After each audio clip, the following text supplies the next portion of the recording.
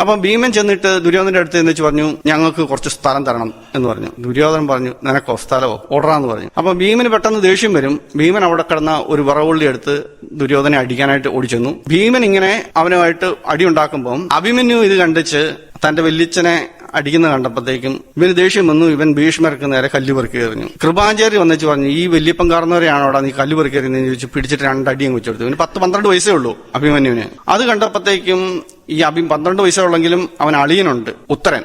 ഈ ഉത്തരനാണെങ്കിൽ ഇങ്ങോട്ടൊന്നും വന്നതല്ല, അവന്റെ പശു കഴിഞ്ഞു പോയതിനെ അന്വേഷിച്ച് വന്നതാണ്. അപ്പോഴാണ് അളിയനെ പിടിച്ചിട്ട് അടിക്കുന്നു.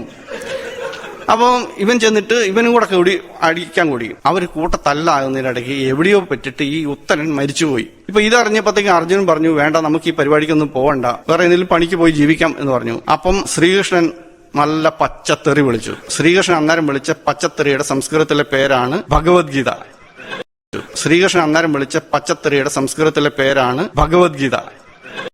ശ്രീകൃഷ്ണൻ അന്നേരം വിളിച്ച പച്ചത്തെറിയുടെ സംസ്കൃതത്തിലെ പേരാണ് ഭഗവത്ഗീത.